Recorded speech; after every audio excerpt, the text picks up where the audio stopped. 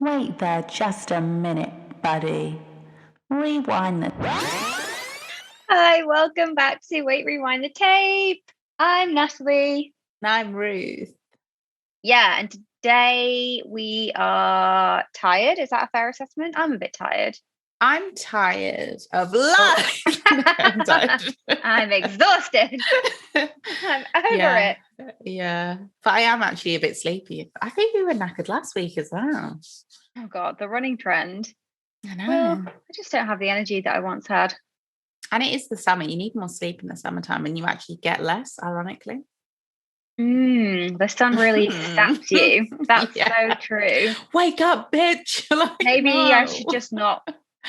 Maybe I should just go to bed when I'm tired instead of forcing myself to watch several hours of TV and then waking up like crunched up on the sofa at like 2 a.m. and thinking, oh God, lights on, you don't know where you are and your neck is broken. Fucked. Yeah. Got to carry yourself to bed. But it's fine because that's when I usually can't sleep. So I'll just start watching 90210 in the middle of the night. But why? The show is so bad. And I honestly think it's changing me on, I suppose, for the worse. Undoubtedly. But I guess when you just don't care about anything at all and you just want to go to sleep anyway, you just kind of put it on. Obviously, you're still going to get invested. That's actually what. Okay, I was listening to this like CBT book, like an audio book, and it's like a textbook for people who are learning. Like it seems like entry level CBT, BBC bite size. I would further than that, but still. But is it as effective? University maybe, but like people if who only BBC did bite-sized university books. I'll be in it. Let me tell you, we would not be on this call. Okay, call me Annalise Keating. Yeah, maybe I would have continued with medical school. Oh my God, we need to in make a parallel series universe of us, what we're doing in a parallel universe, and then we need to meet each other. Professional version, the crossover of our lives. So good. Oh my God, what do you think happens? Do you think somebody sues me and I need a lawyer, or do you think that you come into the hospital for and I'm your specialist? Oh my God, you are delusional. We met at a bar at 3 a.m. I was crying in the toilet.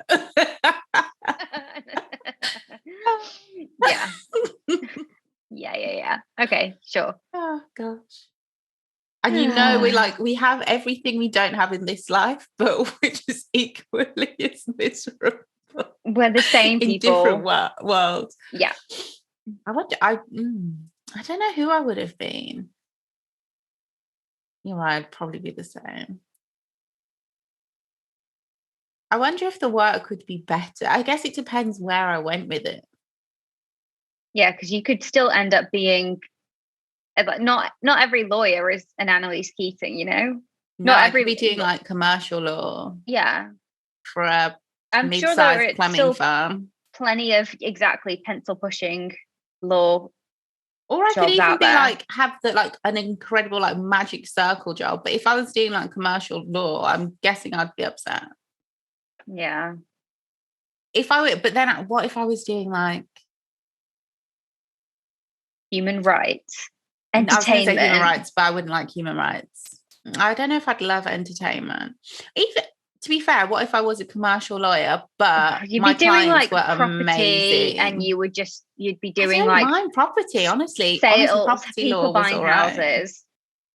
But what if I was doing wills and testaments? You could be. I want to see them fight to the death. You never loved father. You didn't.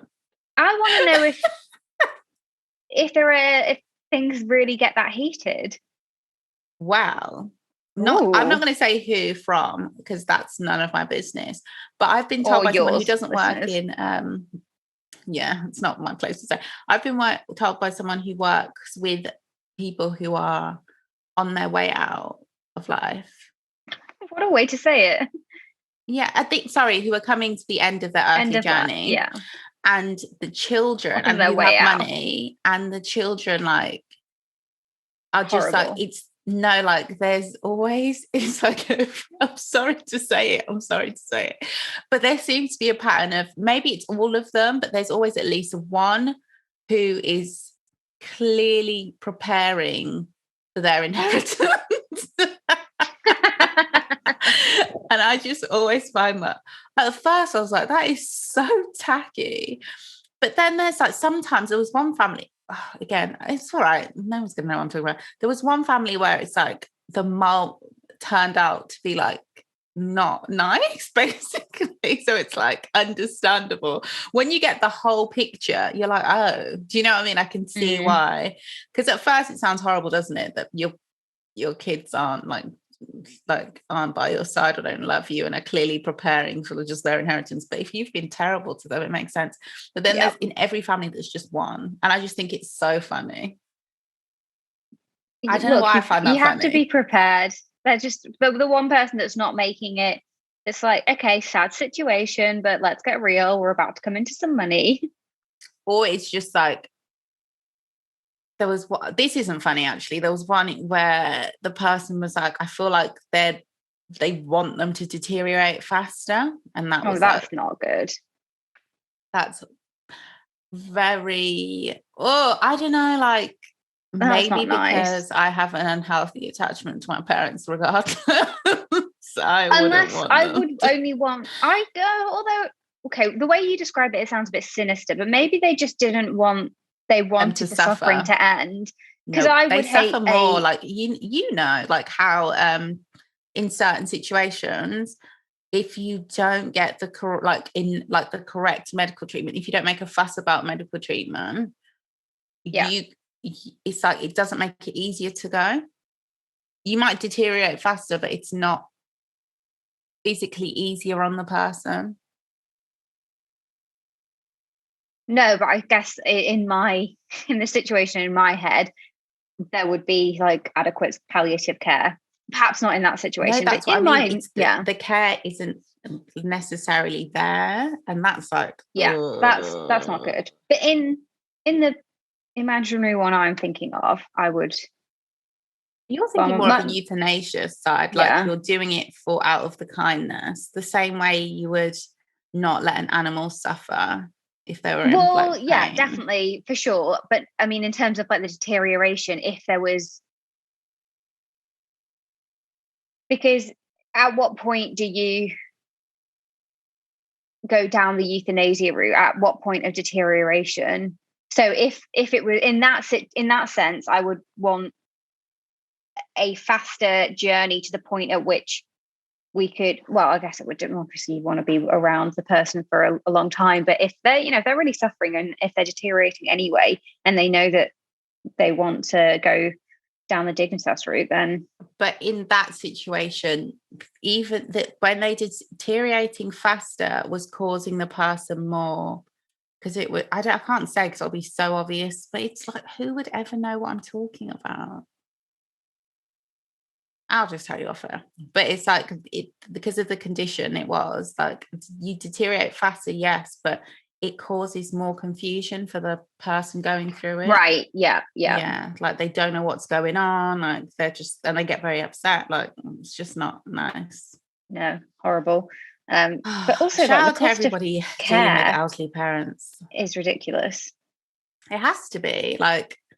But also, like, no shade, but I just don't feel bad for these people who are like super rich. Their parents own all this property. They've got loads of money and they're being tight about care. Like, you should be wanting that person to have everything that's within their financial, like, you shouldn't be worrying about how it's going to impact you later.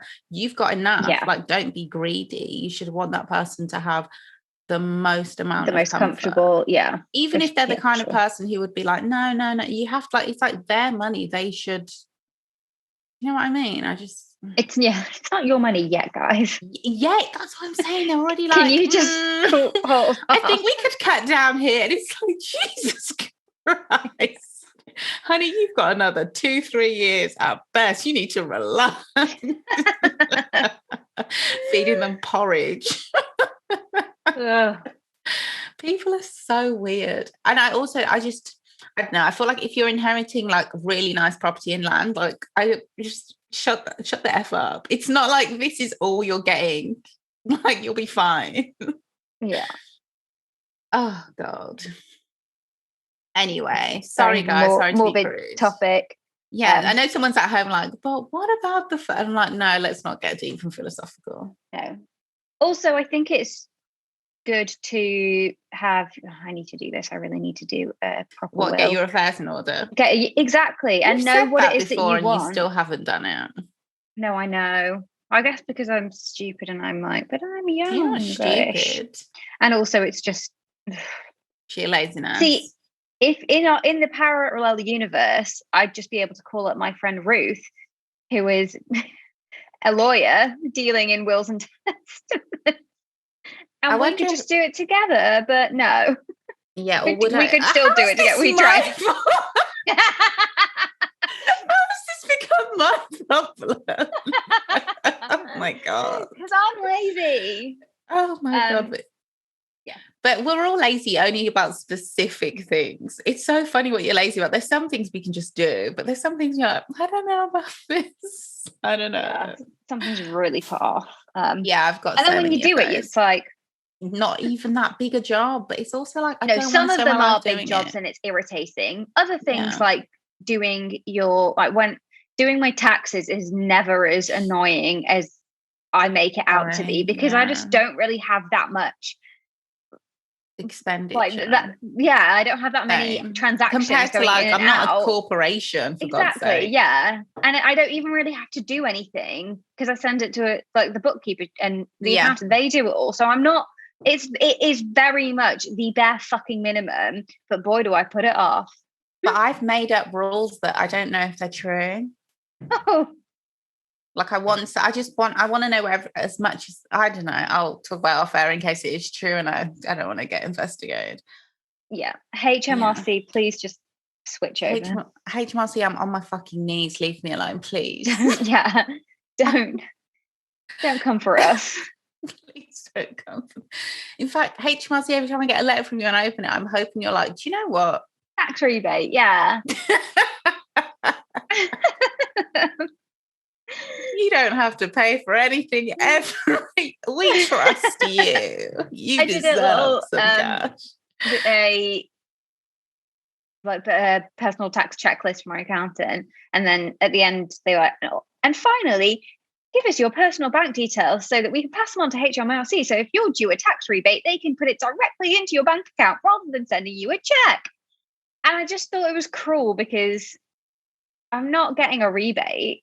Exactly. Actually, no, let me put that out into the universe. No, we're getting I will get a rebate because I have overpaid.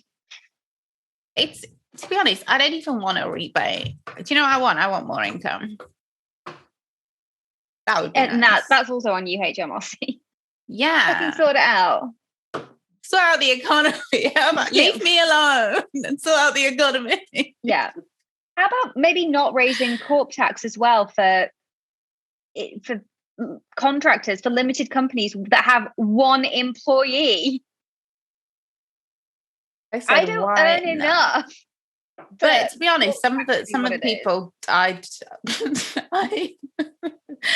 mutually assured distraction, because there's some people I don't fuck with and I know how much they earn and I'm glad. So I'm like, you know what? Raise the roof. No, don't force me to go perm. Oh my God. Also, like, everyone just needs to just be more chilled with their recruitment process, and everyone just needs to embrace the freelance life. If you're looking to hire someone, the reason you can't commit is because you can't need somebody forever. Why not hire a freelancer, pay them more money, get a specific project done, and then if you need bits done, keep them on a small retainer and just have a few hours. It's cost effective, it's fun, it's cute. Yeah, exactly. It works for everyone. Especially it's a fun time. Yeah. And then you get to have people come and go well, more importantly, you get to have people go before you and they get bitter with the arrangement, and then they can come back again later on in the year and everything's when they're fine. Fresh. Yeah, exactly. And then you don't have to be resentful watching them like because I've had bosses who you're just like, why? They're just watching you like go and get a coffee and they're looking at you and discuss. Like, you don't have to look at me and discuss. You could just hire me as a contractor. Yeah. I'm a much better contractor than I am a perm person. And in fairness, well, way better. I mean, admittedly, this is the life that I have, and I don't want to give it up because the government is raising corp tax. Yeah. I'll be damned if I have to. Not till I have a baby. Which, by the way, future employers also disregard anything that we obviously, if we go perm, it's not because we are already pregnant. And do you know what? If I am, so fucking what? Am I not allowed to give birth? I am still gonna do a good job. No, I'm perm now. And you can't discriminate against me, so fuck off. Oh, and just for the record, if you want to get the worst out of me, fixed term contract. I'll show you what. What's what. Fixed term contracts, guys. Come on, sort it out. Why even bother offering a fixed term contract? No, offer it to me. I'm going to give you half the effort to double my salary. How about that? Joking. I'll take it, but your peril. At your expense. Okay. Yeah, woe betide you if you think that I'm working my God. At full capacity. Yeah. It's true, because it's all like you're expecting it as an employee. I think if you offer a fixed term contract, they're not. They're expecting you to fight for your life. They're expecting you to like prove to be yourself. Grateful. I haven't proved myself to anybody. I haven't even proved myself to me. Full time. Keep that carrot and dangle it over your wife's. I was going to say, shove it up here. Wherever. Sorry, it's always somebody who's married to a woman in some heteronormative bullshit that's always trying to dangle a carrot in my face. Then again, in that world, people of all gender identities have left a bad taste in my mouth. In that world, like the world of industry, the working world. That world. I don't know anything about that lifestyle.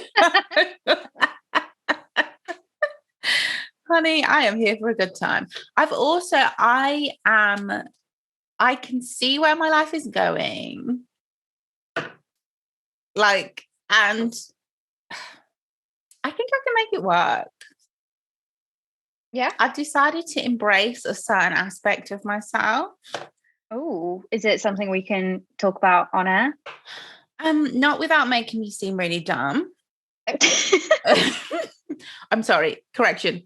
More dumb. Yeah. So. Well, rewind when you listen back to what we've just spoken about. You'll wish we edited it. Oh my God. Okay, well, we can we'll discuss that off air then. Yeah. Lots of controversial things to discuss off air. Yeah. And if we're not talking to you guys about it, then you know that it must be particularly off the charts. Yeah, because we say a lot of shit here. Because we have no shame here. Yeah. No shame. Speaking I of really don't want to talk about what we're going to talk about. I want to talk about 90210, but I will talk about what we're going to talk about. Speaking of being in the workplace and frauds, toxic work environment, fraudsters, all gender identities. Yeah, we watched a few weeks ago The Dropout. We finished it because Disney did that cute thing where they drop an episode a week, which was, I guess, it was fine rather than binging something. 2 a week, but sure. Yeah. So firstly, disclaimers, because we watched it a while ago, like we finished a while ago, I'm likely to have forgotten a lot of the things within the show itself. And secondly, if I don't remember what was in the actual show, then I definitely don't remember what happened in real life. So I'm probably going to get some facts wrong. I feel like the actual story is the main bit. like, and not so it's not like we have to remember everything that develops in the show. I feel like the core story is super memorable because it's so ridiculous. Yeah, the fact that she got billions of dollars of investment. I still don't get her motive. I get her motive, but like on a deeper psychological level, it's kind of like, okay, that was a weird thing to do. Yeah, and I mean, do you think that she genuinely believed that her machine was going to work, and that's why she just kept the lie, despite the fact that it was people? I don't think it was long-term thinking at all. Okay. I think it was like minute by minute. I just need to keep this going. It's like, have you ever broken a piece of tech and you can't afford to fix it? So you have like a piece of tape on it and you just keep fixing it because you're like, I will make this work. God damn it. But in that situation, is the end goal that make it work until I can get a new one, or make it work until it magically fixes itself? Towards the end, it's like she wasn't even invested in getting the real machines to work. It was almost like she'd given up and she just wanted the business. Like she gave up really quickly. Addicted to the kudos, I guess. Yeah, I get why though. It's a cool thing. But if she wanted to have that, then she needed to come up with an idea that was like nothing, kind of like a server. Do you know what I mean? Like you're not really. Go something simple. Facebook is basically a server where we can see what other people have stored. We're like, fun, cool. Yeah. So for any of you guys who are not following along at all, either it's because you don't know what the Dropout is about, which is fair enough, or you do. We're just doing a really terrible job of delivering this podcast, which, that's also true. It's part of the brand. Yeah. The Dropout is about Elizabeth Holmes, who was an American college student who dropped out. And of Stanford. Then, of Stanford, and she quote unquote, or her company Theranos, which is a therapy and diagnosis. I don't think those two really. I wouldn't have got Theranos. I always just think of Thanos now. So Thanos. Oh, is it Thanos, not Thanos?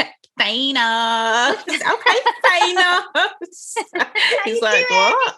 Thanos. I guess in some dialects, perhaps it's called Thanos. He's called Thanos, but I've only ever heard him called Thanos. Thanos. Thanos is so American. Or as Elizabeth Holmes might say it, Thanos. I knew you could do an Elizabeth Holmes impression. I knew. Come on, you can too. I can't. Mine is every time.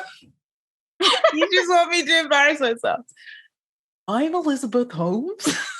That's good. That's really good. I've just been thinking, I really need to drop out of university and just make my business a reality. But you also have to you have a bit of an underbite. Oh. Which kind of says her jaw. That's why when she smiles, she's like, okay. Yeah. That's quite cute and endearing on a puppy and stuff. So maybe it's part of her puppy look. Part of her brand. But okay, so back to the synopsis. Elizabeth Holmes, with a bunch of other people, invents, or she doesn't really invent it. She has this idea to create a device that can test for like 60, 70 diseases with a single drop of blood. It's revolutionary, it's innovative, it's unheard of, it's brilliant, but it doesn't work, and we're way, way, way off the technology. But because it's obviously such a good idea, I guess, and despite being a bit of an awkward teenager, she somehow manages to have some kind of like charisma or charm about her to be able to get billions of dollars of investment, like billions. And also this is probably part due to the let's call it grooming of her partner and then later COO Sunny Balwani. Had the money before him. Before he was truly involved, she already had. In the business. Like, but also think she met him when she was like 19, 18. So 18, along the way, I'm not saying that he came in and saved the business, gave everything. He came in later and rescued or gave a significant cash injection, which did sort of save the company. But that relationship starting and all that kind of friendship, whatever it was, starting from such a kind of young age for her. No, because I think it's also her background. So her dad basically did what she wanted to do, right? He was. Oh no, her dad was involved in. Her dad worked at Enron, so was there when bust, which was a shit show, like business school case study 101 for toxic, misogynistic workplace. Yeah, and then her neighbor bought. I was going to say it in an American way, patent. Is that the American way? Patent. Patent isn't American. Patent is our way, right? Patent is how they say it. Yeah, patent pending. Yeah. So, because I was like, what's a patent? That's so silly. A patent. Sorry. What? Sorry, guys. However you speak is however you speak. It really doesn't matter. It's just funny when you say something in somebody else's accent. I have like 9 accents, so it doesn't really matter. He would buy patents or patents, if however you say it, of inventions. So she was already in an environment and she was from a family of scientists. So she was was she not? I don't. Okay, do some filler, because now I'm like I don't know. No, I think that she maybe, I don't know. Yeah, I have no idea. I think she just really wanted to become an entrepreneur. She wanted to become a self-made billionaire, right? And I don't think her dad was a scientist, but I could be. Okay, her dad was the vice president at Enron, an energy company that later went bankrupt. Her mother worked as a congressional committee staffer, which is also an amazing job. She's rich, basically. Very wealthy. But I just want to check, because I thought her dad said in the show, obviously the show isn't a documentary, it's fictional, but it's based on reality. I thought her dad said something, referred to the rest of the family as like but sorry, you can move on, because otherwise I'll just look for this. God knows how long that'll take. Yeah, her dad was a physician.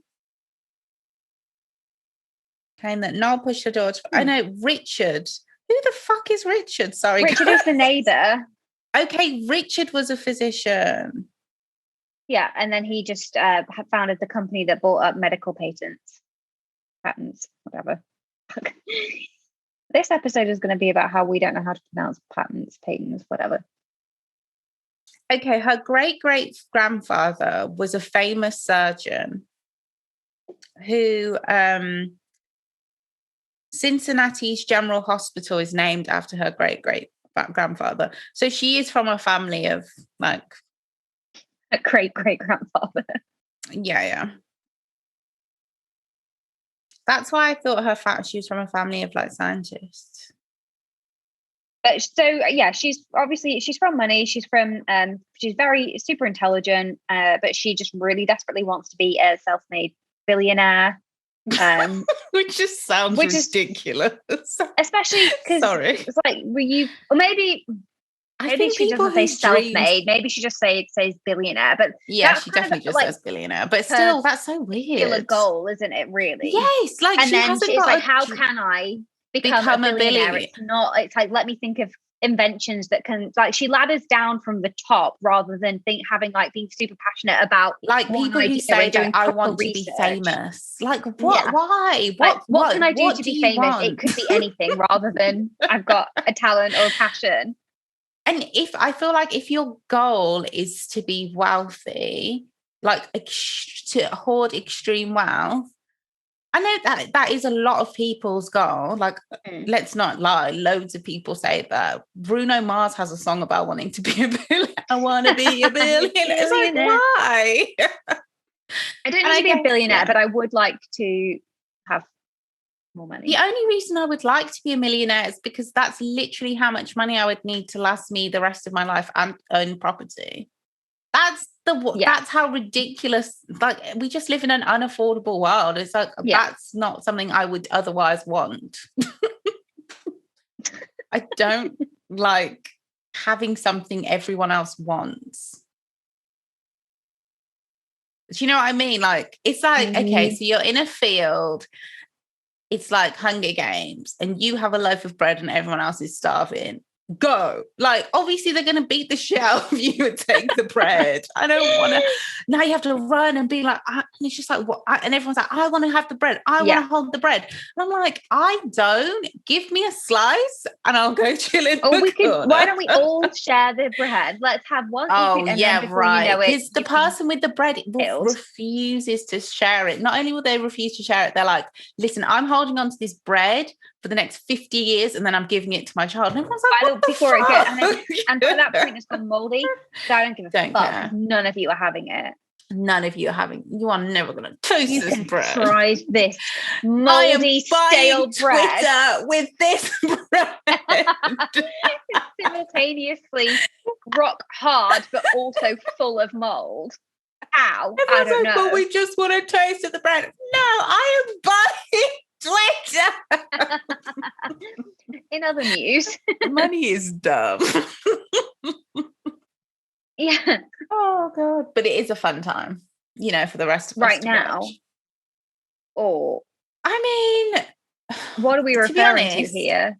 The Dropout. The Dropout was fascinating, but also, like, I feel like the Dropout for me until the very end, I didn't really get like a sense that what she was doing, how bad what she was doing was, in terms of there are actual patients who are getting results who you're saying, because basically what she did to anyone who hasn't seen it, she took Siemens machines and modified them. Doesn't know the actual famous case.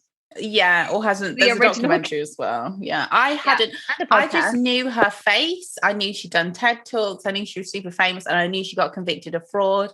And I knew like general commentary around her. I didn't know what she'd actually done. Yeah.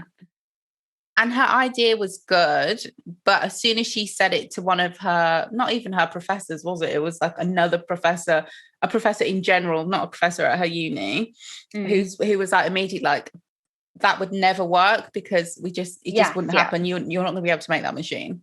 Yeah. Like, and she was just like, I feel like she wasn't speaking like that at the time. She was basically like saying, you're being a neg. I'm going to make this work. So, and to be fair, she went and she got her scientists and they did their best, but they just couldn't get the machine to work. They got it to work once. It was the crazy time frames though.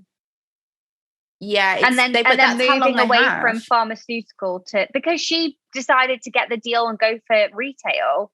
No, but even before that, it's not like they gave her, it's not like she had a research grant where she could have years and years and years to come up with this machine. She was trying to sell something. Do you know what I mean? As soon as you enter the commercial world, there's going to be a deadline. It's not like just general research. And it's also, I know like pharma companies and stuff do have research and development, but it's not like in life. And I know that they have research and development at universities as well, but it's not like there's this unlimited fund to just like research thing. That's why everyone's always begging for money, because it's like, should we maybe try and find a vaccine? No.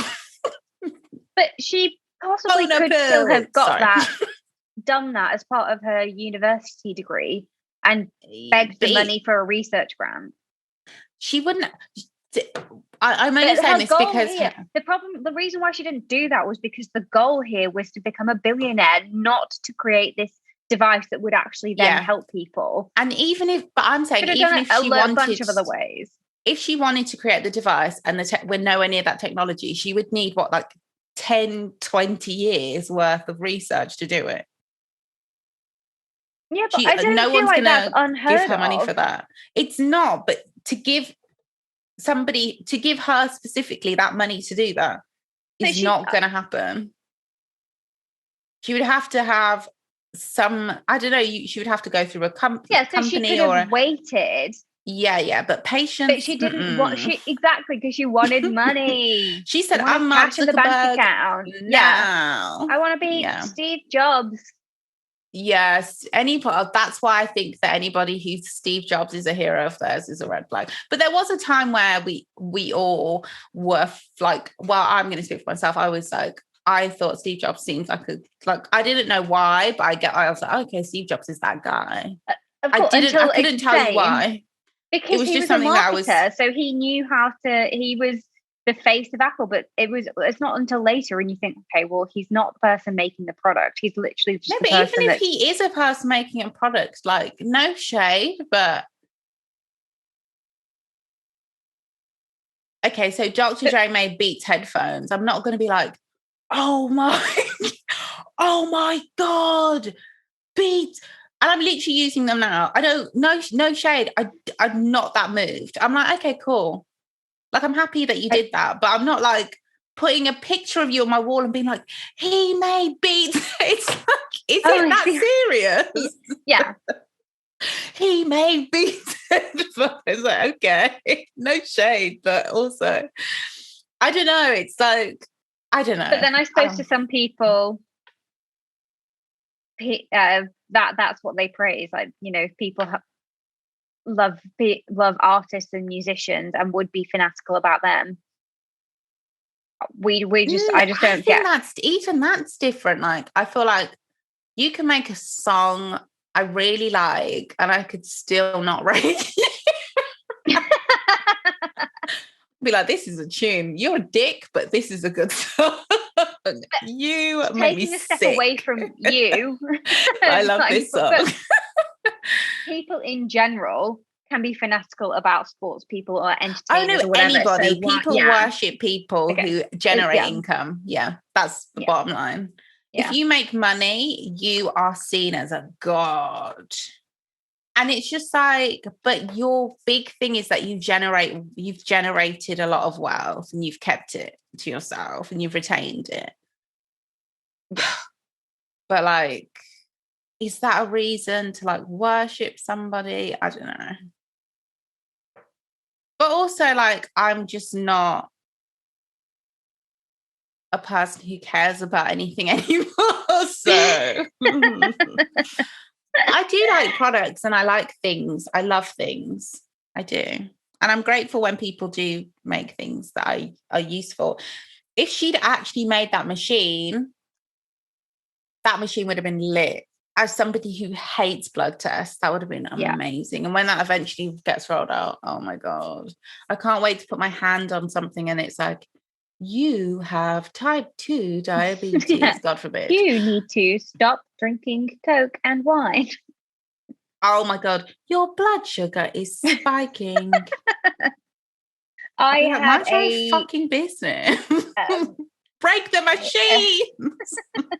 I had a full fat Coke the other day, not out of choice. I mean, kind of out of choice because it was it came with a meal. I don't like sugar. Diet Coke, so I would always have Coke Zero. No, I don't even like Coke Zero. I'd just rather not. I'd rather have fucking water. On me. Oh my God, I went through a phase where I loved Coke Zero, but now I like Pepsi Max. Oh, it's brainwashing. My cousin likes it. It's always in the house. Yeah. That influencer. It was part of a delivery meal deal, and they didn't let you choose the drink. It was just you get what you get, and it was that's full sugar wild, Coke. By the way. But gosh, it's delicious. Coke is delicious. It is. It was, see, now, if somebody was like, this guy, in fact, you don't see people being like, apart from people in business studies lessons being like, oh my God, this guy invented cars. Do you know? It's like, okay, great. But people also worship I don't Coca-Cola think in as a business brand. school they're doing like the case study of Sunny Delight. Now, I would love to. They should be. Oh my, now that's interesting. The rise and fall of Sunny Delight. How is that not a documentary? Let me see if it is. Because I'm obsessed. Okay, maybe we are obsessed with brands. I take it all back. With brands. Again, that's just brainwashing. I don't want to be, but I am. The kind of brainwashing I can get into. A slight deviation from the program. Yeah. Oh, was that like meta? I have a real problem, like trigger warning here about abusers. Okay. I don't know why Netflix has made a show about Jimmy Savile and why it's so aggressively like being pushed down my throat. Because what happened was insane. I know. And he was a huge, what do you call somebody who's like big with people? TV personality. Who is what? Who like people like really look up to. Idol, I guess. Yeah. Yeah. He was a British idol. But then it made me think, but hold on a second. I have watched other shows of people that do terrible things. And I have listened to true crime podcasts. But like our obsession with true crime is. I think what you're probably picking up on is more like, and loads of people complain about this, like the obsession around the person and their charisma and how they did it. And it's just like, this is kind of, people died. Yeah, it kind of it makes it more of a scandal rather than like something pure evil. There's something about this particular like case. I'm just not, I'm kind of like, why are we dignifying him? Yeah. Why? Like, but people are always going to be interested. For that case, it might just be too soon because it literally just happened 5 minutes ago. It feels no, soon. It did. Yeah. It's probably way too soon. That's what it is. But yeah, and then obviously it's just like they make a spectacle of it and then make money out of it, and it's just like it maybe comes across like quite in poor taste. I just feel it's a bit weird, and it doesn't sit right with me that it's number one in the UK on the Netflix. You know how Netflix says like, what's everyone watching? I'm like, oh, I don't like. What? Why? I thought that, and then I started to watch a little bit, and I didn't want to, but I've thought that with shows before where I was just like, who is going to watch this? And then I've watched them and I've been like, oh my God, like, do you remember that there's a Netflix show that was the case of a child that was being severely abused? And I was only watching it because I was going around someone's house and they were watching it. And I was just like, why are you watching this? Honestly, it made me so severely uncomfortable. It was so weird to me. Yeah. And then I started to like, once I got over my discomfort, I was like, this story is insane. Like, I understand why this story would be told because it's just so crazy. It's like so extreme. And then I think that it's just the idea that all of us in our lives have probably I know I have some stories that are actually really extreme, but you just keep it to yourself. So we all think we're all living this like Desperate Housewives, Wisteria Lane life. And actually... Well, we are in a way with all of our secrets. Yeah, and actually everyone's got these mental stories. But then I think that when you make everything a scandal, and like even calling it like pure evil and like pushing it to everything's extreme, when you think about it, is it extreme if it's all of our experience? Isn't that just like the fabric of the world we live in? And maybe we should stop looking at things like a sensation and just like an outlier, and undo the day-to-day like rape culture that we live in. How do we all participate in, not like this person's bad, this person's evil, they're a monster, rather than how do we all let this happen? How are we all responsible for this? And how can we as mature adults stop this from happening again? But I feel like that part of consent is the part where people just don't even want to face it. Like, what have you done to participate in this culture? Ooh, yeah. Nobody wants to face that. Sorry for screaming. That was this is not what I want. Incredible. We need to stop doing true crime. That is the correct. We are not in general enough. No, that's why I just don't. Yeah, I'm not watching it. And maybe you're right. It is that particular case is just too. Yeah, you have to also let people have it because. But I'm just realizing that maybe because of our ages, you know, after a while you start. Stops everything. So I don't know. I just feel like just watching even things in like quote unquote pop culture. It's not pop culture, actually. It's what we're talking about is the culture of violence and the culture of rape and the culture of sexism and misogynoir. And like we call it pop culture. And it's like, that's not pop culture. What happened to Britney Spears? What's happening to Megan Thee Stallion? That's not pop culture. It's like, I don't know what the fuck to call it, but it's just like we see these things every day and it's just like constantly like having like sandpaper rubbed on your chest. It's just a lot. Yeah. I'm not as able to deal with stuff anymore as I'm really in a way that I'm not doing well. Yeah, we're falling apart the seams here. Yeah. I think I can't. I'm just not as hard as I once was. Or is thick-skinned, and I'm insensitive. Not insensitive. That's the wrong word. Yes. Yeah. Insensitive. I'm not as insensitive as I used to. I guess in many ways, being desensitized to something can make you insensitive too. Yes.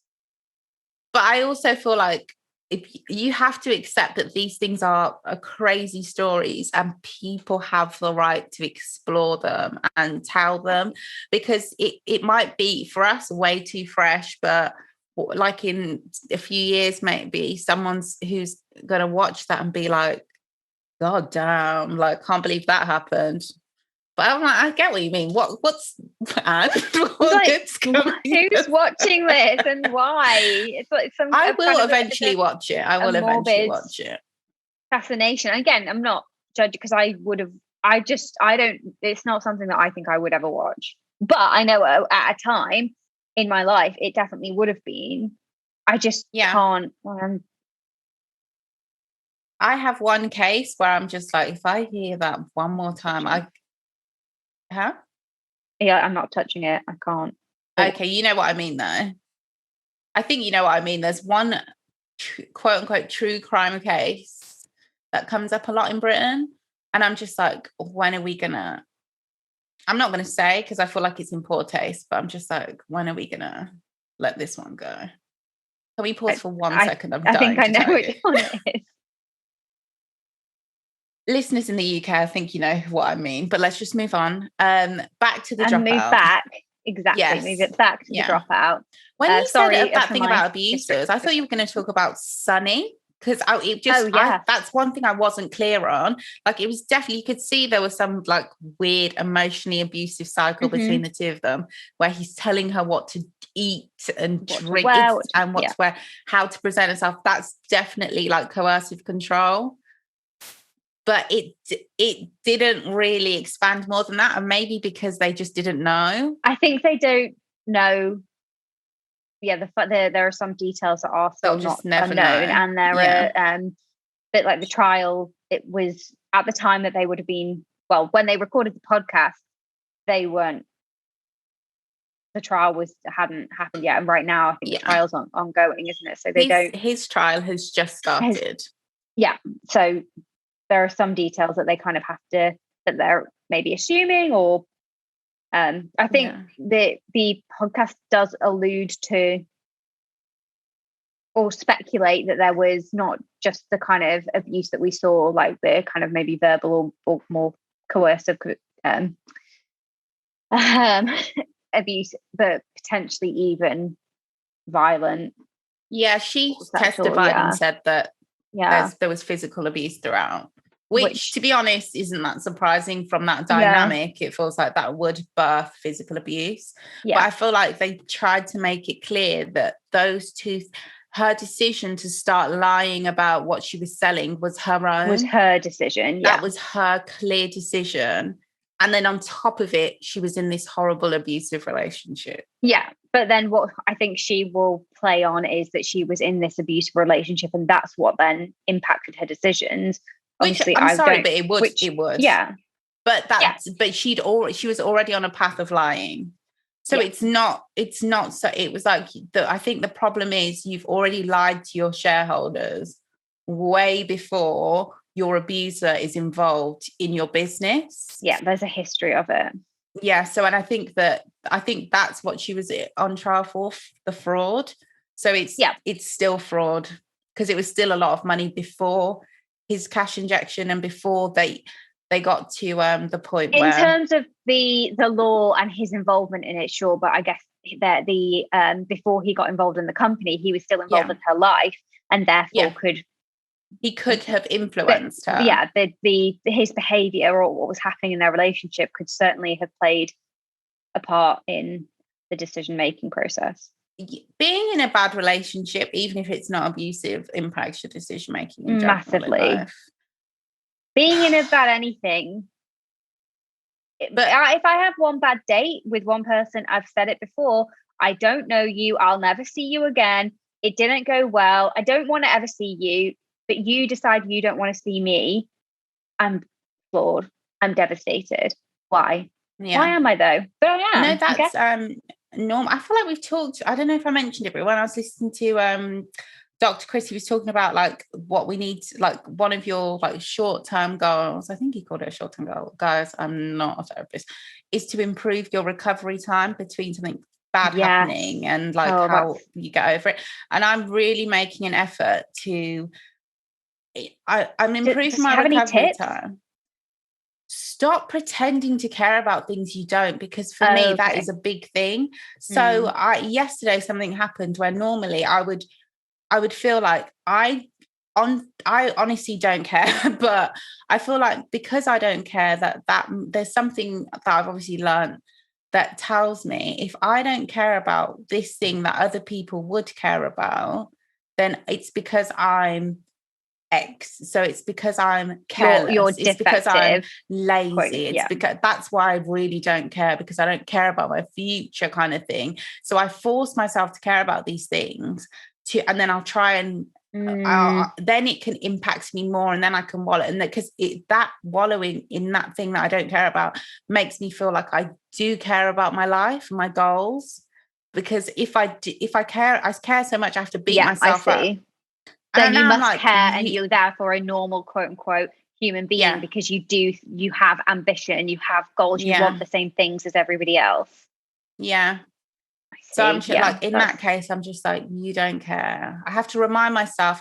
And it's not even you don't care, because I don't think that's such poor phrasing. It's like, you made a mistake and you're a human and that's okay. And you know that. You know it's okay. Yeah. So don't renew it, because you already know that it's what you did isn't ideal, but it's also okay. And time moves quickly. You'll recover. Like it's things like that. And it's just like trying not to beat myself up. And then this is such a silly thing. It's like someone who's like in my opinion, the funniest person on TikTok. Do you remember her? She said she's the one who was like, we are out of our, I can't remember what she called it. She was like, God complexes only. She was saying that's the phase we're in. And it made me laugh so much. But she was talking about like, because somebody had asked her in the comments, how do you, I don't know what they asked, how do you like gain confidence or whatever? And she was just like, every time that voice in your head tells you something, you tell it to shut the fuck up. So I started fighting with the voice in my head. I don't know how that's going to work long term, so I can't tell you, but short term, it's actually helping me. Okay. And I think something that I'm not going to do, but everyone else should. And I feel like, Natalie, you do this. When you know you don't want something, that's the time to let it go. Like, I'm never going to do that. I've made myself into a person. I feel like you do. What? I feel like you don't create, like you create situations that you like are closest to what you want for yourself out of what's available for you. Does that make sense? Yeah, it's just there's like slim pickings available. No, but you still, whereas I still,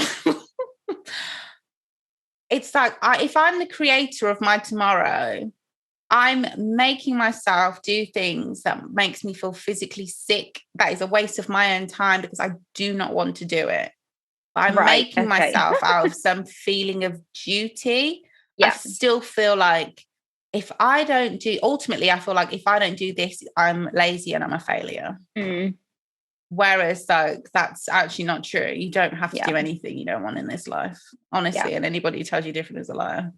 Unless your back is against the wall. But if your back isn't against the wall, that's your privilege and you should fucking enjoy it. Can't make yourself a martyr. Sorry, that's probably really bad advice out of context. Not escaped. I've done a lot of I've stopped holding on to duty so much as something that a motivator for me to do things, because doing things out of a sense of duty is like honestly one of the worst motivators. You should never feel like, because you just don't want to do it. You won't do it wholeheartedly. You'll do it with people will resent you for it. Yeah. So and no one will have a good time. And it's not. We're not talking about like noble duty, by the way. We're not talking about like honor. We're talking about like the fictitious honor, like the things that you think you have to do because you think everybody wants you to do that thing. Nobody gives a fuck, let me tell you. They really, really don't. They just want you to be in less of a bad mood. Oh my God, yeah.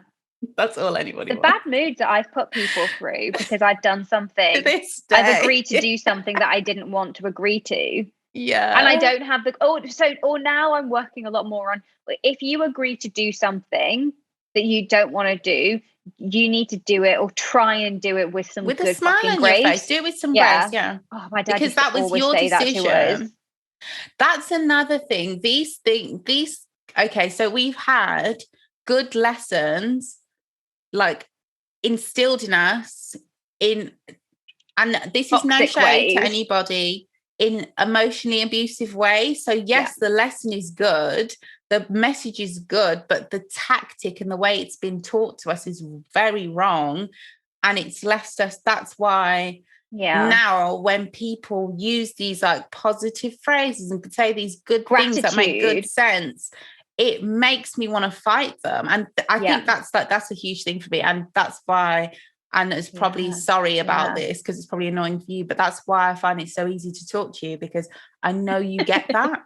Yeah. And I don't come across like just another, because other people, I'm sure other people just think I'm really bitter and negative. And maybe I am. But it's a product. We're a product of something, and we're trying to undo this. And it's a gift, I've realized as well, because there's certain things, especially like coming from a religious background, there's certain things that aren't going to fly with me. Because you start with certain rhetoric and I'm like, I know this. I'm like, nope. I might not know what's right, but I know that sounds wrong. So leave me alone. Yeah. Okay, so just back to the dropout. Changing tack, but going back to the dropout. So one of the things in that I think they do really well, and also is very true to the real life story. Yeah. And you got to remember, guys, that Elizabeth Holmes is young at this stage. Young. She's a baby. She really is a baby. She drops out when she's 19, 20, or 20, like right? 22 or something. Okay. Like she's that's older than I thought then. And I'm not saying that's not young. I just mean that's definitely older than I thought. That's very young to have a company of that size. Completely. Isn't it kind of irresponsible of the people who gave her the money to give her that money? It is totally. People didn't do their due diligence, which I guess we can come to the reasons why we think that people invested in her, because I find it nuts that she managed to do it, especially given that she was not a traditionally kind of charming and charismatic person and child. She was awkward. She had trouble with social skills. But I guess it's because she really, really practiced. Yeah. She practiced really hard to be charming. I guess it's that. Yeah, show me. If you try hard enough, you can be charming, Natalie. You really can. Don't. But no shade to anybody out there, but I feel like being white is a prerequisite for all of this. And you have to come from money. You don't have to come from like loads of money, but you need to have some sort of legacy. Yeah. True. I guess people trusts money, right? Yeah, and also she came about in a time where, like, I'm sure they kind of said in the show, like, where there were all of these like young people doing things that nobody saw coming. Like, true. The way we see Mark Zuckerberg now is so different to how we saw him even a few years ago. Yeah, that's very same with like your like Elon Musk's and your Jeff Bezos. Like they're only recently are we starting to see these people like as villains. But we don't mean villain in like the cute way that we're all entering not like our the villain sexy era. way We that mean we like over. Not in the sexy way, in the way that we're villains. Yeah. True villains. Cute fun way. As in like we thought they were like, I don't know, like they were like, and there was, I'm sure, older people and they were smart groundbreaking, innovative, pushing things forward in technology. Yeah. But actually, and it's I guess they were, not to say they weren't, but no, but it wasn't them. Like, it wasn't just them doing it. They were the figurehead, and there were so many people underneath them that were actually doing it. Just like in Theranos, Elizabeth Holmes had that first idea, but she knew she couldn't execute it, so she got in other people who she didn't invent any of the products itself. Yeah. She got other people in to do it, and they should have had as much of it. Not at all, but they should have had as much of a say then in. She put her name on things she didn't do. That's wrong. Yeah, that's always wrong. Anyway, what was I going to say? The point that I was going to make. Oh yeah, she's very young, so she managed. She convinces people to kind of get this company going and off the ground. She convinces people to actually help make this product with her and invent it. You know, like awards. And happy to.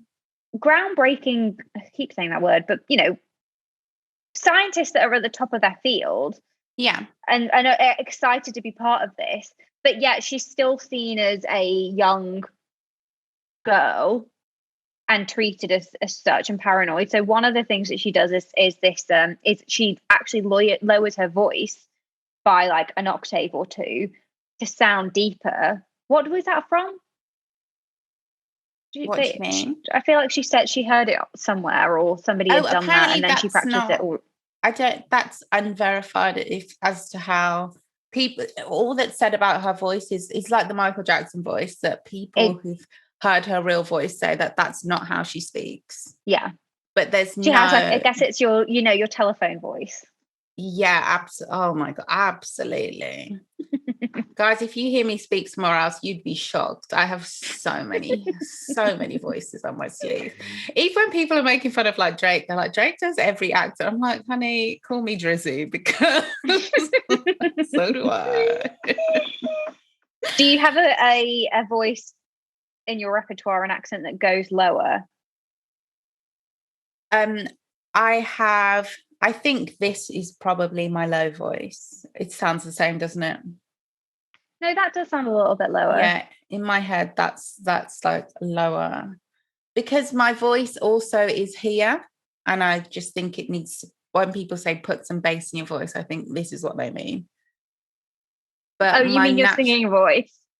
Oh my God. Oh, you're so okay, I can't explain that. And I cannot explain that, honestly.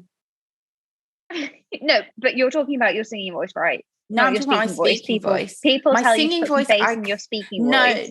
No, I mean, I've had a... Who's telling you? No, nobody's actually said... Well, it was just like a joke conversation because, sometimes when I meet people, they think I'm much younger than I am. And I've come to realise that it's because of my voice. Being like, really high and tinkly. Yeah, and it could even be because who knows, maybe because we've all been conditioned in how we speak. Mm-hmm. This could be a thing where I'm just trying to be less threatening, so I have a slightly higher voice. I don't know.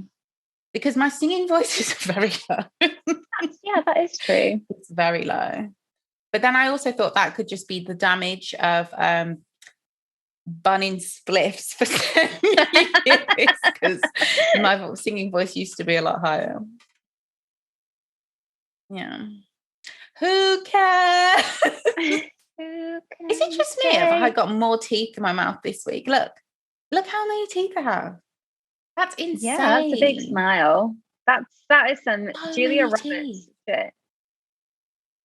Oh my God. Do you know who I think it is? It's a Titan. If you Google Attack on Titan, you'll see what they're Titan teeth.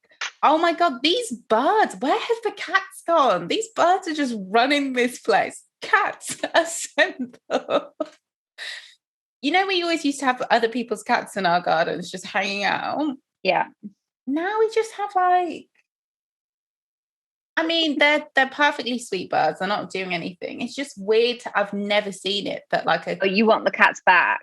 Yeah, I've never seen a bird on ground level. Like the bird is on the floor. Like that's how comfortable they are. We used to have a stretch of the garden that was just, I say we used to, we get it out quite a lot, that was just so barren that it's just dirt, it's just dust. Oh my God. And we get loads of sparrows, like 10 to 20 sparrows going in there and having like little dust baths. It was like the fucking Roman bath. Even though it just reminds you, like, this is their world. We live in it. Because sometimes I'm sitting here, I'm just like, excuse you.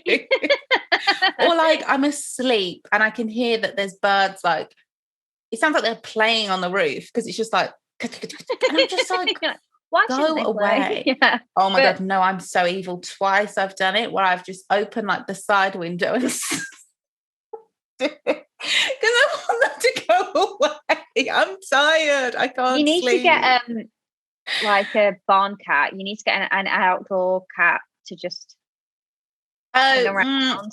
Yeah. I even once tried, this is the dumbest. Like, I can't say.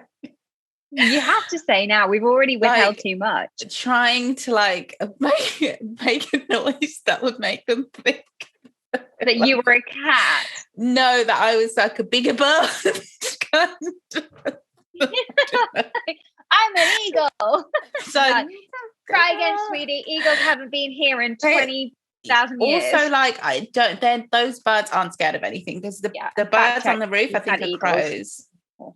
And crows don't give a. Oh, crows don't give a heck. And they will fight you.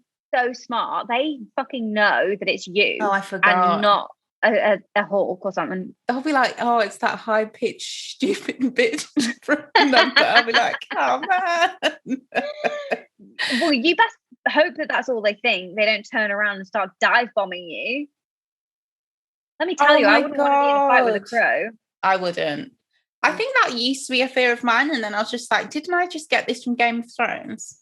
Oh, like, gosh, crows don't actually attack people. Birds. Alfred Hitchcock's. I've never seen that, and I never will. Neither have I, but you know what the premise is about, surely. Yeah, surely it's just about birds attacking people. The idea of like swarms of birds flying down, pecking at you, grabbing at your eyes, pulling your big lips fear. and your no thanks, yeah. Because we're already dealing with those little geese. If anybody lives near like a water or a pond, you know the ones I'm talking about. Those little shit, those motherfuckers. They'll fight you. They will fight you. And again, I guess we need to be more in the mindset of why shouldn't they fight us? Because, like you said, this is their home. No, but they'll fight you when you're minding your own business. That's why. If somebody walks on your property, everywhere's their property. They think they own the place. They're not sharing. God, but nobody's as bad as a swan, but I've never been attacked by a swan.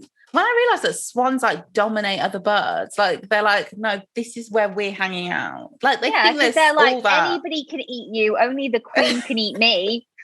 Fuck you. White supremacy, but 100%. Gang. Anyway, I'm not saying I'm gang with them. I mean, they gang with each other. How did we get here? The reason I know about Alfred Hitchcock's film is because, do you remember that woman? I think it was an episode of Jerry Springer who was scared of birds because of that film. That's why I know it. So I don't know. I don't think they got a bird out. I think they just started playing. They put birds on the screens and she started screaming and everyone was laughing. And I was like, I know I'm young, but this feels wrong. It's abusive. Why feels traumatic? I think this is right. She's not going to get, not that anybody on Jerry Springer got anything out of it. And she was probably a paid actress also. Like she probably wasn't scared of birds at all. But certainly she was after that. Oh my God. And I did have a friend who was scared of just those blow up balloons that you can get when they're like left on the floor. Like a normal rubber balloon. Pop, yeah. To be honest, sometimes I'm afraid of them when you're blowing them up. Oh, can you manually? I'm not doing it. I'm not manually blowing up balloons. Manually. Mm-mm. Get me the machine or leave me alone. That's my attitude. The pumps are often worse. Oh my God, because sometimes it takes a minute to remember how to get the technique. So you're like, and then you put it in, the rim breaks. Absolutely. Oh my God, what a waste of a balloon. Yeah. Or you start pumping and pumping away, but then there's a tiny pinprick hole in it. Yes. So all of this, if you edited it, that could sound like we were talking about sex and condoms. Which I guess also a problem because they are not one size fits all, and I'm going to need more variety. And I don't mean I should have to go out my way. It should be like going to buy like paprika. I want like the paprika, the smoked paprika is right next to it. Like, do you know what I mean? There's options. I don't have to go around. But this is also very true. Condoms are not one size fits all, and I don't think, or I know for certain, again, with woefully lacking sex education, this is not something that we're taught about. You really do need to get the right size for you, but this is very much more for a penis owner. It doesn't necessarily. So what I'm saying is, for you, what are you going? Are you just going to get a selection box so that you can, in the moment, be like, "What size are you? Do you know? Should we measure? Should we try?" I want like a color. I want drawers that are color coded. But this is so wasteful because I don't have anything going on. So they will all expire. I will have those bloody drawer. I'll be so well prepared for however long it is that condoms last. Yeah. And then they'll go out of date. And then I'll be like, well, that was a waste. Cool. But you should be able to just know your size. But then I wouldn't know.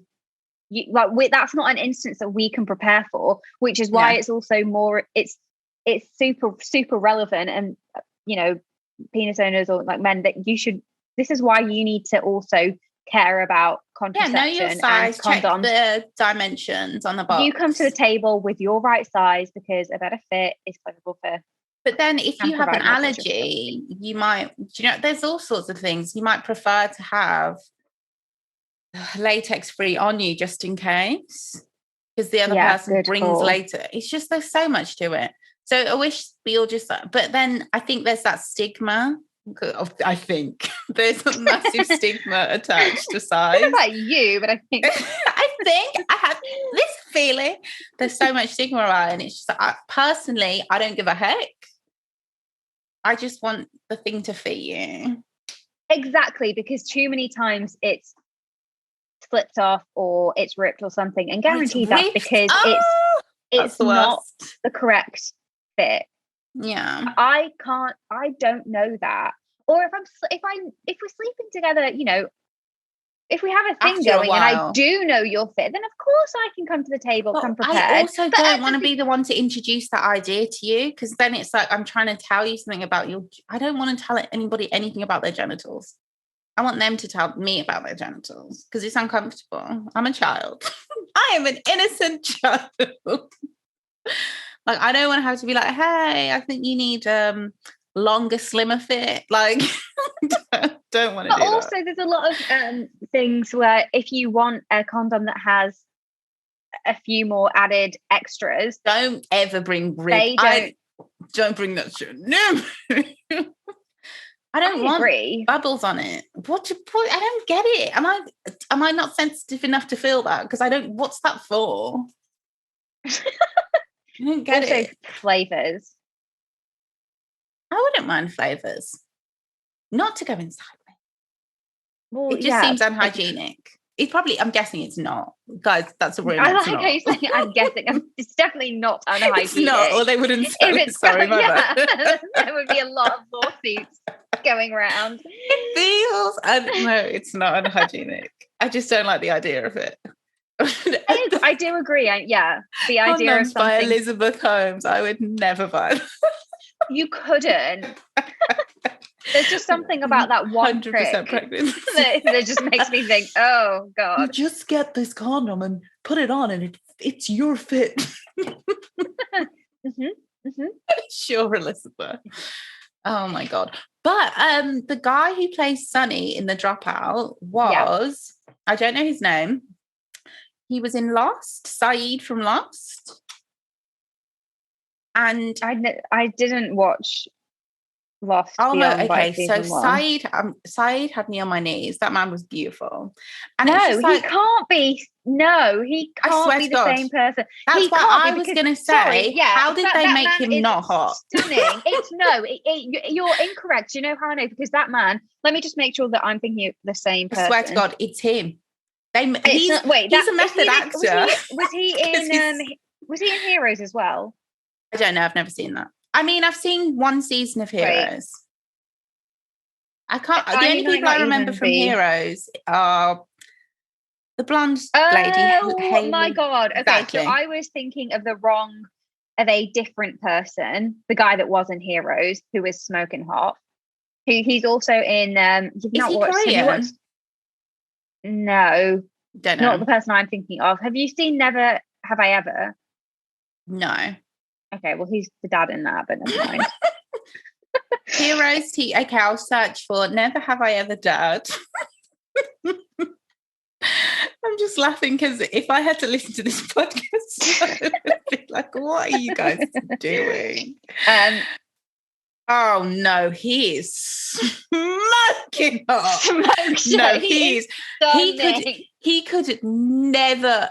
You couldn't hug him up. It's not physically possible. There's no way that he could have been stunning. Damn, that man is gorgeous.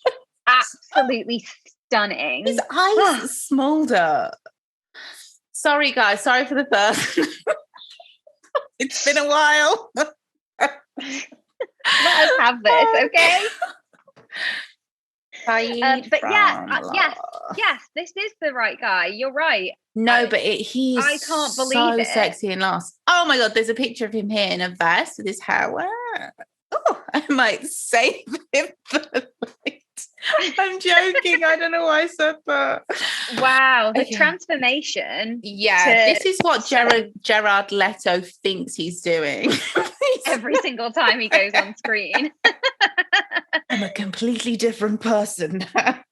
Okay. No, you're just 100% a cunt. Like your method acting, so annoying? Is actually causing harm to your fellow cast and crew. Yeah. Do you remember we were talking about Rio from Good Girls? We were like, oh, he's quite quiet on set because he stays in character. That's the most you should do, Gerard. That's the limit, okay? Yeah. If you think to get into the character, you need to live and breathe and become a total dick, that's fine. Then do what Rio does. Keep yourself to yourself so you don't abuse somebody. Yeah, there's a difference as a carte blanche to be like, I can be out of control. No, you can't. You still have boundaries. That's you being a outrageous. Yeah. I don't believe it. Oh my god.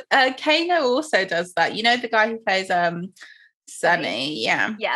Sully. Sorry, I'm thinking Sonny from The Dropout.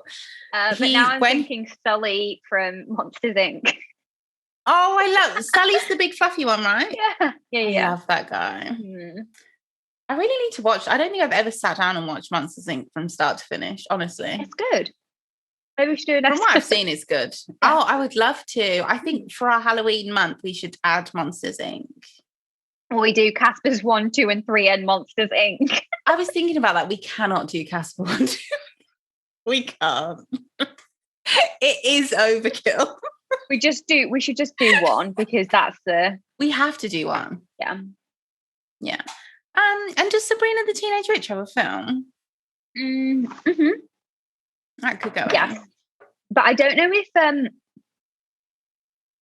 Melissa Joan Hart is in it. She might be. No, I think she's in it. But the guy that is Harvey isn't Harvey in the series. Okay, yeah. I believe the movie came out before the series. Yes. It's like Clueless. Yeah. Got it. And I think the Harvey... Okay, I won't say that's problematic. Not to make everything about looks. Oh my god, guys, watch The Dropout for yourselves. Clearly we're not going to give you a decent review. It's a good show and the acting is incredible. I think died. Amanda Seyfried is incredible. Oh man, do you think that really happened? They couldn't have just added that has to have happened, right? I think that he did die, but that's awful. Survive cancer and then you lose your job or you get screwed over by your company and then you commit suicide. That's insane. It's horrible. But again, and they were also like that's what they did. And harassing people. Yeah, they're responsible for that. And it might not just be Elizabeth Holmes, but all of them. No, they're all responsible for that. The tactics that they used with people that they wanted that were going to whistleblow. I think that corporate, like, horrible. What do they call it? Corporate harassment. I think that is a thing. I think totally. That is like a huge I'd be thing. terrified if I was living on my own, looking out the window, seeing somebody parked outside. I'm sure I told you this about that van that was parked outside my house that kept popping up. That freaked me out. And I had no reason to be scared. That scared the life out of me. I was like, where does this van keep coming from? Whose van is it?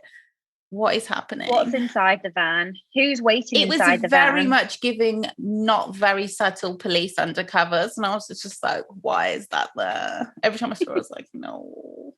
Mm-hmm. Yeah. Yeah. So, yeah, exactly. Go watch it yourselves. I would say it's a good show. Series, yeah. Because it's just interesting what happened. Is insane. And also the repercussions as well. I still hated her neighbour. I know he was one of the heroes. No, I think you're meant to hate him because he hated the neighbour. Because he also contributed in a way to the situation. Yeah.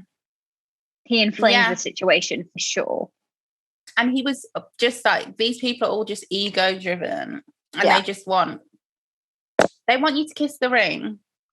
It's like a really bad mafia and the knee film. And kiss the ring. Yeah. Yeah. Watch Gomorrah instead. At least you know what you're getting. Watch Top Boy and Gomorrah and call it a day. So did you do any research on how the trials are going? I did not. No, the only thing I looked up was the abuse thing because it was just so huge for me that I was just like, are they skimming over this? And then when I realised that she had testified very, very recently that she was being abused, then I was like, okay, they couldn't have known that. And they probably didn't want to put in anything that they couldn't 100% verify for lawsuit reasons, but I wasn't sure. Because it's happening now, so it's not, I don't think you can, I don't know how much you can, like, I think she may have said things in interviews Yeah, but prior she said to the trial. But I suppose now it's on. I guess it's on record. Yeah, and it's not like they didn't show it at all. They definitely did, because as soon as he like was chasing her, the juice thing, like, and I've been that girl. I know the signs. That's just weird. Like the green juice ain't that good. Yeah.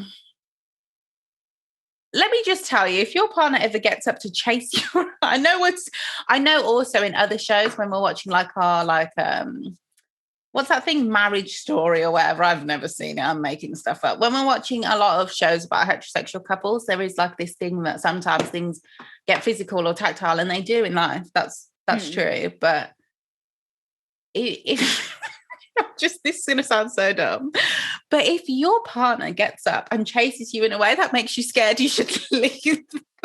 Immediately. It's only gonna, it is what you think it is. If you had a birthday party and people were, or any party for that matter, and people were wearing masks of your face, that's terrifying. I would hate that. I would honestly hate that.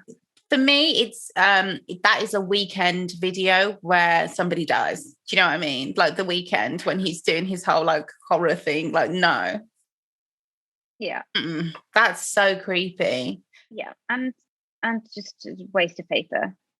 Because there's something about I feel like seeing my face without any eyes and with like a crazed looking smile because my mouth has been cut out or my teeth have been cut out. I did do that once and it was funny as hell, but it was creepy. But the thing is, it might be more funny for everybody else.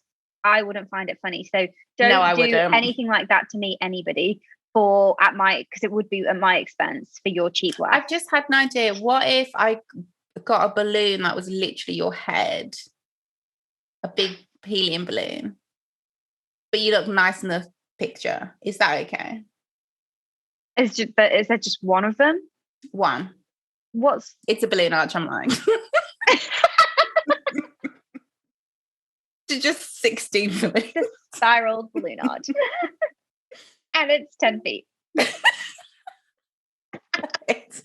It's actually those blowy like things. No, actually, it's super inflatable, wacky arm or woman rather. That would be insane. That would, I guess, be better than I don't do that. Firstly, would be better because the thing with the balloons is when they start sagging. That's just going to be really horrible and scary and also make me feel bad. So okay, I didn't think about that. Yeah. For my friend's baby shower, we all had masks of her face on for one night when she came. We didn't keep them on. It was just as she came out and it was just her. I don't know why I found that so funny. Maybe because I'm a complete child, yeah. And there's this picture of all of us with her face. It's definitely something that would work for other people. I'm not saying it's totally, but it wouldn't work for me, and I'm guessing it didn't work for her. I didn't think about it, but you're right. She was amused for sure because she was like, "What the fuck?" But she did look a bit like, Please take them off. Yeah. But I think we also had her fiance, so it wasn't just her face. I think it was her fiance's face as well. Oh my God, that makes it worse. Anyway, bachelorette parties, though. What a time. Hendo's for all of our British listeners. Yeah. I was trying to make it sound more classy. Really? Does bachelorette party give classy vibes to you? Hendu doesn't. I'm not saying that Hendu is classier. I'm saying neither is classy. No, for sure. Hendu is like, we were the hens. It was fun. I had a really good time. Considering how much we drank, I had a really good time. Because normally anything that involves going on at a holiday and drinking ends in me having a breakdown. And organized drinking or like organized fun as well. Yeah, like I'm going to make pressure. It's overwhelming.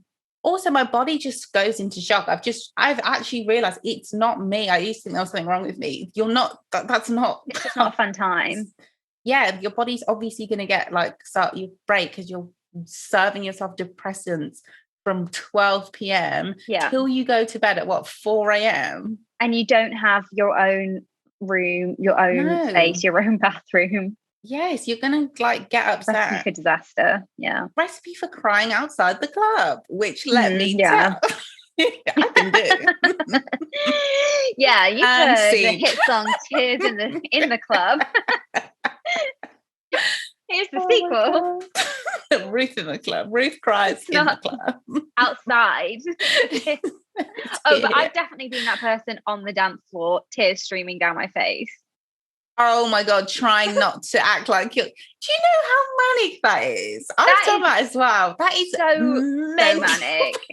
Yeah. That's like call a doctor. Really, really weird headspace. You're right. Yeah, it is a call the doctor moment. But why didn't I? I've had yeah. Because you're just like, everything about you is uncomfortable. The room, every inch of the room for you to be in is uncomfortable. You're so emotional. You're upset. You're freaked out. But you make yourself dance. What? If you don't go. And the thing is, in those moments, well, for me, I wouldn't speak to anybody. So no one else knows the extent of how much I'm imploding. No, insane. All they think is, fucking hell, Natalie's at it again. No, but you don't know that. That's what you think they're thinking because you've never bothered. No, because in that moment, I wouldn't have. You can't think about what the people are thinking. Yeah. But looking back on it, people are probably just like, because what they can see is essentially, a manic, moody person that won't tell anybody what's wrong, that also refuses to go home. I think that people in those moments probably either are so drunk they don't even notice, or they wish you would tell them what was wrong. Yeah, but then they also don't have necessarily the time or the empathy to actually deal with it. So they're just like, whatever. And sometimes I don't even know that I'm doing that. Like, having these conversations make me think of a time in particular, which I was freaking out so bad. And there was pictures from that night. And I just remember my friend being like, oh my God, you're so photogenic. I look crazed in the eyes. Like, I'm literally looking to the side like this. Like, I'm freaking out. It's not a cute pose. Like, like I'm looking scared. But I will not leave the dance floor. I'm just going to stand here, terrified, fighting for my life. Unhinged, yeah. Unhinged. But we didn't know. Oh my God, imagine if you went on a night out. I don't know if I told you this, I did. And like, there was a room where if you saw somebody who was drinking too much or freaking out, acting weird, you just send them to a room and it's like there's a therapist in there and they could just that would be great, yeah. Or like a bed. Not just somebody to tell you that you're safe. Yeah. I mean, that might freak me out more. So you just do need to be taken out of the situation. Maybe not a therapist because you're not in the headspace to talk. I think that you just need somebody that has a good sense of, Yeah. But I personally, I don't think that room should be like a side room of a club. I do think that should just be like your home. Go home. Shouldn't be like, oh, there's another one. Code red. Let's just put them in this room. And you just get a bunch of people in a room like fucking tweaking out like, yeah. Go home. Or just get drunk enough to start a fight. It's the great British way. Oh gosh. That is true enough. I think we've exhausted everything that we have to say on the Dropout. So we'll keep an eye on the case as it unfolds. I'm lying. I won't. No, we will eventually, because I think when it will come into our radar. News is no longer optional in our 24-hour cycle. It's like, here is what's happening today. Okay. Yeah, but the problem is, where can we get good news? What, positive news? Or because Russell Howard hasn't. Is that still a thing? Does he still have his good news? I think he just does that thing with the kids now, which where he's in a news round. Primary. Is he the new news round? He would be so good if he could do news. He has, I don't know what show it is, because I've only ever watched the compilations and clips, which should tell you where I am in life. But he'll sit with like these, I think they're in primary school children. The fact that I can't tell how old children are, like primary school. And he was asking them questions, like they had it around the last election. It's so, I hate to be that older person who's like, oh, kids are the funniest. It's so funny. Oh my God, it's so funny. God bless them. And I hate stuff like that. I just don't like people. I just feel like it's a lazy, just, oh, look, kids being funny. I'm just going to ask that. I'm just like, that's sloppy. Like, stop exploiting children for entertainment, first of all. But it is funny. I have, that's reminded me of just something that I wanted to bring up. We'll touch upon it quickly and then we'll say goodbye. And then we'll have 15 minutes more where we just talk about random stuff. Yeah. I am getting so fucking sick to death of the tired, lazy, sloppy trope of in any show of just somebody coming along, some kind of like new character, a stranger, nobody comes to town. Who's a stranger? It's so-and-so's daughter or son. Like, we need to stop that. It's boring, it's tired, it's so unoriginal. That's literally 50% of most scripts. Isn't it? Isn't it just? But it needs to, I was thinking, at what point, because maybe there was, like for us, it must have been quote unquote fresh when we were younger and we didn't know anything because we hadn't seen anything. Yeah. But like we've seen so much TV now that's like, this is boring. Can we just not do that? I don't want shocks. I want believable, well-built, constructed storylines that make sense to the character. I'm talking to you, 90210. Oh my God. I'm not going to get into it on air because listeners, I know you're sick of this, but there is one character. In the Gen Z reboot of 90210, guys. Yeah. Right, if you're listening. Yeah. There's one character that I've sent you a picture of him, Teddy, because he's like 32-year-old playing a 17-year-old. And I'm not exaggerating, guys, he is, and you can tell he's older, and it's just, it makes it so much funnier. But they've changed his storyline. So his main storyline when he came is like, they didn't make it his main storyline because it's not like Gossip Girl, like, why is he in town? It's not like that, but they've changed the reason that he's in town for over 2 series to conveniently fit the storyline. And it's so funny because it's like, can all these things be true at once? I'm so sorry, I have to tell you what they are. Please do. Okay, at first they asked him, why are you in town? And he said, they? It was Naveed was interviewing him, and he's like a tennis star. He was 16. Okay, right. So this was the reason that he gave. Yeah, he's moved back. He's moved back to Beverly Hills. His dad's like a famous actor because he was. I know Naveed said, because this was the official reason, he was kicked out of school because he's supposed to be like a playboy. There were like, right. He was found in bed with 2 women. Okay, but that's so he got kicked out of school. Yeah. But then in that same episode, he said, no, the real reason was it was my roommate who did that, and I took the fall for him, because they're trying to show what a good guy he is. Yeah. But also you tell the story. No, please. Are they not setting up that he took the fall and he couldn't possibly have been with 2 women because, is he gay? Yes. But that's way later. Oh, okay. Okay, so first he does that. So they've already changed it once. And so that makes sense. You can change it once to reveal a real truth. Yeah. I think you can do that one time. Then they did it because Silver's mum was diagnosed with cancer. So she was going through that whole thing. And then so he could be there for her so they could develop a storyline. I mean, their love story. Then he tells Silver the real reason he came back to sorry, it's not funny. Was the real reason. The real reason was because his mother was dying. Which is so different. Like, you can't do that. That's such poor taste. Look, they wouldn't really have kicked me out for being in bed with 2 women. And then they said, so that's the third reason. And then they said again in series 3, he said to his potential boyfriend, the real reason he came back to town is because he had feelings for his roommate. So the roommate he said he was covering for, apparently he has feelings. I'm like, which one? You can't do that 3 times.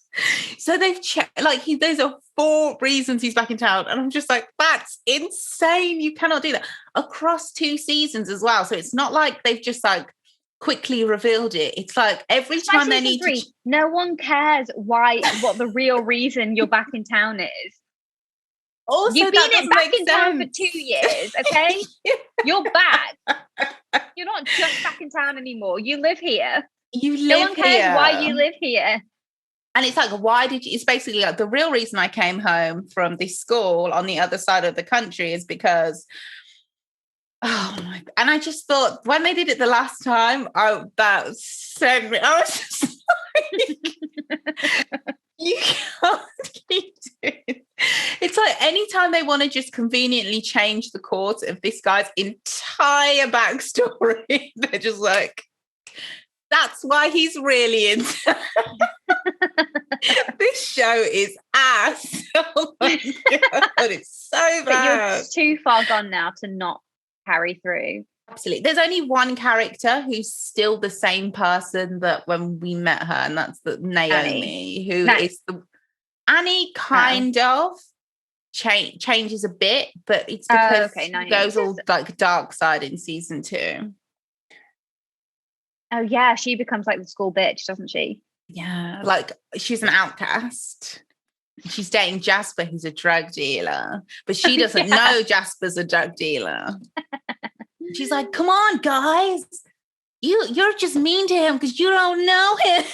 I'm not exaggerating my impression of the actor. Annie, you're a dumb bitch. A really relatable character. I mean, Naveed kind of has stayed true to who he is as well. It kind of makes sense. Silver, my problem with Silver is in season 1, she's this like outcast, and the next season she's like in season 1 she's Lainey Boggs. Yeah, and in season 2 she's just like, I guess after makeover Lainey Boggs, if she forgot those kids bullied her for years. But this was it wasn't Silver a case of like the lazy trope of we used to be best friends, but then I became weird. Yes. And now it's like you're my weird best friend. Yeah. But I love you. The reason it doesn't 100% make sense is because she becomes like, and she's not just best friend to Naomi, she becomes an it girl in terms of an it girl mentality of we're the group and who the group's speaking to, I'm speaking to, which is completely unrealistic from the person we met 5 minutes ago. Yeah. Oh my God. But guys, yes, I'm expecting some cohesiveness from 90210. So sue me. You'll always be disappointed. 6 Feet Under. Okay, yes. I did just finish a terrible show, and it's a classic case of I just need to fucking get through this. It was the final season of Lucifer, and that's why they had a storyline of his daughter coming back from the fucking future. Oh, again, the devil's daughter came back from the future. Is he a god? He's an angel. Okay, yes, of course. So is his daughter a human? He's half human, half angel. Okay, I know this has nothing to do with what we're talking about, but I look like my mum a lot right now and it's freaking me out. It's really freaking me out. Well, I guess we do have those genes. I guess I just want my own face. The fuck is this? I'm sorry. God, how self-centered and selfish can you be? You want your own face? Yes. You just not. This is also very judgmental and messy. But I was thinking, imagine if you got plastic surgery and then someone in your family covered your plastic surgery. Wouldn't you be pissed? Yeah. I can't feel one thing. I got it first. And everyone's like, oh my God, you look complimented so on it. Oh my God, they definitely, theirs is better. They're hotter than you. Yeah. You're like, oh my God. Yours got botched. Oh, well, because they got theirs on the, like when they just tweaked the treatment a bit. Oh, I see. Yeah, you got the prototype. You took a risk and got you were so it was like the guinea hot pig when you got it, but now you realise like so much further along. Yeah, the technology just wasn't there. Much like with Theranos. The technology just wasn't there. Plastic surgery by Elizabeth. You were sold something that just did not work, and if you'd waited like everyone else did. Nothing will ever be as bad as those. Puts that on the victim, and it's not the no, we're definitely joking, guys. It's never. Yeah, we really are. No one should sell you something, but like even when we were talking about, do you remember the fat freezing thing? Yeah. Okay, so there is actually with every time you get fat freezing done, the complication. Sorry, I can't remember the scientific time for it. Obviously, you guys don't know. So I read. It was a short article in People. Linda Evangelista did like a really short interview. Yeah. And she detailed what had gone wrong. And it sounds like horrific because it sounds so painful. But there's a 1% chance every single time you have a fat freeze that will happen. I think that's quite a high chance. Like 1 in 100, yeah. That's and I don't mean that. And guys, I'm not a statistician or whatever. I don't think that means every 100 people who get it done, one will have a complication. It means that every time one person has it done, there's a 1 in 100. But I still think that's quite high for something that I can literally book on my phone right now, and I've looked into before when I was having a bad day. We've all thought about it. Yeah. And now I'm like, oh this my God. This will definitely work and solve all my problems. Yeah, but it's like you're in pain for 2 years. It's great. Because I thought it was just appearance. It's not an appearance thing. It's like, it's physical pain, and I hate pain. So I hope she gets to sue them, because that's just a mess. But yeah, definitely research your procedures before you go for them, even the non-invasive ones, because I think that's why I was surprised, because it's a non-invasive one. So you just think it'll be more straightforward. But it's almost like, especially the non-invasive ones, you should. I think anything to do with fat, 100% needs to be well researched, because it's not what you think. There's another one as well. Okay, do you remember we were talking about laser lipo? You can't 100% trust this article because it was written by a plastic surgeon who sells liposuction. So he's trying to sell you the competing product, and he was saying that which is going to cost more. Yeah, but he was saying you need real liposuction. Don't get laser lipo, because when you get laser lipo, it could be fine for you. You could have a great time, or you could get this ripple effect that happens when he said that they've tried it when they used to do lipo. I'm sorry, I'm probably again saying it wrong. Something about like surface lipo compared to getting out going deeper. Yeah. And surface lipo causes ripples too often. That's why they stopped doing it. On your skin or the underlying, it doesn't give like a smooth finish. Yeah, your skin, you will have like a ripple. Yeah, you don't want that. So you're better off actually just booking real lipo rather than getting laser lipo. Right. But that is, even though he's an expert, he was literally, that's the thing about cosmetic surgeons, they're all selling you something. So yeah. But you still should trust, I think, the expert. But then it's just like, after I found out everybody's implants were exploding, I was like, I still can't get over that. How can you put an implant in someone's body that explodes? That's insane. That's so dangerous. Yeah. But yeah, good luck to everyone getting surgery. Do your thing. Yeah. I wouldn't say, I'm still not anti. I just feel like everyone who's touching your body has a responsibility to tell you what the real shindig is. What the risks are. Yeah. And if there's a high risk, you shouldn't have it done. Maybe they do, but they're not doing it in a way that's explicit enough. Absolutely also, not. You need to read anything that a doctor gives you. read the fine print in these situations, do your own research, read the reviews. Yeah, but also like they're the experts. They have a responsibility to tell you the truth in plain English that in a way you understand. Like it's their responsibility because it's not like it's an easy thing to understand. You know what I mean? Yeah. If you don't understand it, just keep asking questions until you do. I think all too often people just don't care they just, because in those situations, it's not as if it's I this is massive speculation, but you're going for an aesthetic more often than not. Yeah. Or outcome for a variety of different reasons. So you're focusing on the end goal more than anything else. Yeah. Maybe which is potentially different to other types of surgeries where you want to know, well, what are my options if I didn't have this, because it's an elective. Yeah, you're right. Oh, but that's kind of it kind of makes you more vulnerable, but I'm not saying it makes you more vulnerable than when you need serious surgery. I mean, anytime you need surgery, like when you're desperate for it, that's when you're vulnerable, and that's when they need to really break it down, especially if they're making shitloads of money off it. Yeah, exactly. That freezing is out for me. Like I was ever going to go through with it.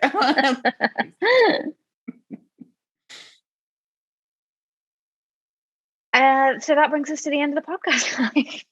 We've really ended on a high. We've gone through it all today.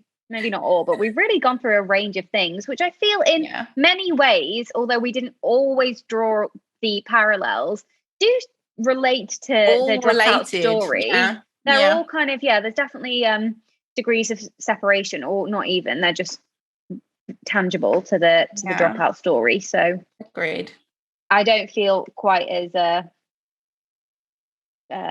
not bad. I don't feel like we've strayed off topic too much as we have in other episodes. So there you go. I cannot believe how dark this room has got, because it's not dark outside, but when I look at it on the camera, it looks insane. It also looks like the mirror behind you isn't a mirror, but it's like some kind of really dark oil painting. I look like I'm in my lair. Like I'm not. Like literally, the sky is blue, and here I am. Oh my gosh. That's that. Root in a dark room. That. And I'm not. We mentioned we were tired, right? See you next week. Yeah. Wait there just a minute, buddy. Rewind the